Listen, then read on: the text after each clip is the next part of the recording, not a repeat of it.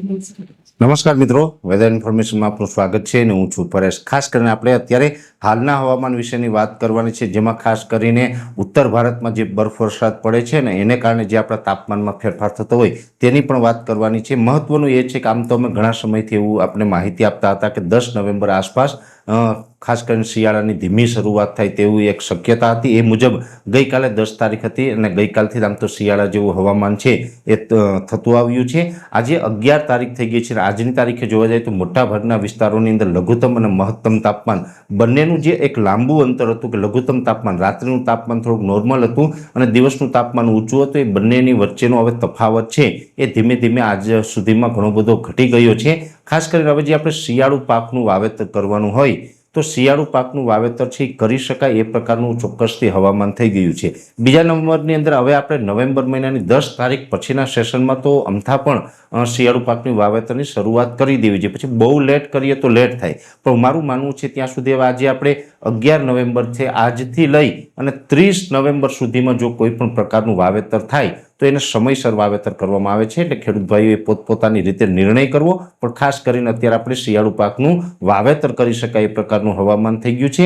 આ એક ચોક્કસથી છે કે જે આપણે ઉત્તર ભારતના પહાડો ઉપર જ્યાં સુધી બરફ વરસાદની શરૂઆત ન થાય ત્યાં સુધી ગુજરાતની અંદર કોઈ મોટો ઠંડીનો રાઉન્ડ ન આવે તો આ નવેમ્બર મહિનો છે એની અંદર શિયાળાની શરૂઆત ચોક્કસથી થાય કે જે રાત્રે આપણે ઠંડીનો અહેસાસ થાય, શિયાળો હોય એવો અનુભવ થાય। પણ એનો મતલબ એવો નથી કે આપણે જે બરફ વરસાદને કારણે જે અતિ તીવ્ર ઠંડી પડવી જોઈએ પડે। એટલે નવેમ્બર મહિના દરમિયાન એકદમ તીવ્ર ઠંડીની કોઈ શક્યતાઓ નથી।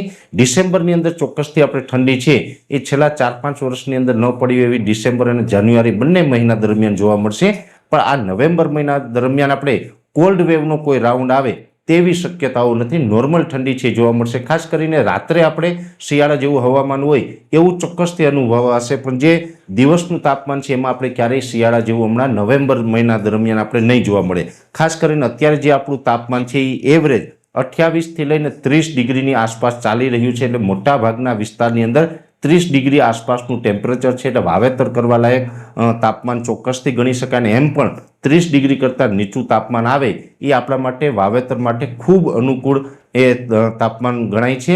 બીજું કે નવેમ્બર મહિના દરમિયાન એક વખત તાપમાન ફરીથી ઊંચું જાય તેવી પણ શક્યતાઓ છે। એટલે ખાસ આ વિડીયોની અંદર તમારે એ નોંધ ખાસ લેવાની છે, નવેમ્બર મહિનાની 19 નવેમ્બરથી લઈ અને 24 નવેમ્બર સુધીનું જે સેશન હશે એ સેશન દરમિયાન ફરીથી એક વખત તાપમાન છે એ 35 ડિગ્રી અથવા તો એનાથી અપ થાય તેવું એક અનુમાન છે। અને છેલ્લા લગભગ હું માનું ત્યાં સુધી એક દાયકાની અંદર ક્યારેય પણ નવેમ્બરના ત્રીજા અઠવાડિયાની અંદર 35 ડિગ્રીને તાપમાન પાર કર્યું હોય એવું લગભગ નથી બન્યું। પણ આ વર્ષે 2025ની અંદર પ્રથમ વખત એવું બનવા જઈ રહ્યું છે કે નવેમ્બરના ત્રીજા અઠવાડિયામાં એટલે કે 19 નવેમ્બરથી 24 નવેમ્બર દરમિયાન તાપમાન છે એ 35 ડિગ્રીને પ્લસ જોવા મળે તેવી શક્યતાઓ છે।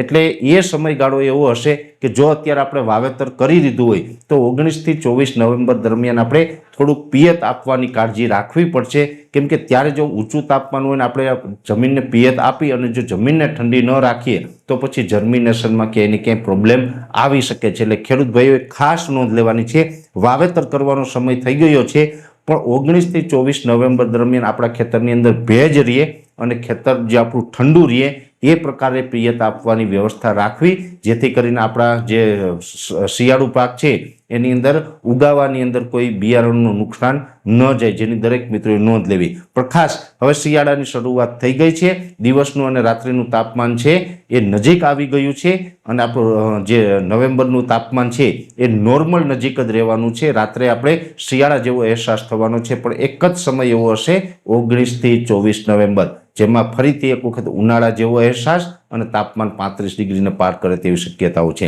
એટલે ખાસ કરીને નવેમ્બરના તાપમાન વિશેની ખૂબ અગત્યની માહિતી હતી, મેં આપને આ વિડીયોની અંદર આપવાનો પ્રયત્ન કર્યો છે। વિશેષ માહિતી નેક્સ્ટ વિડીયોમાં આપવામાં આવશે। અત્યારે વિડીયોની અંદર એટલું જ। દરેક મિત્રોને વિનંતી રહેશે વિડીયો લાઈક આપીને દરેક ગ્રુપમાં શેર કરી દેવો। યુટ્યુબ ઉપર જોઈ રહ્યા હોય તો ચેનલને સબસ્ક્રાઇબ કરજો અને ફેસબુક ઉપર જોઈ રહ્યા હોય તો પેજને ફોલો કરજો। નમસ્કાર।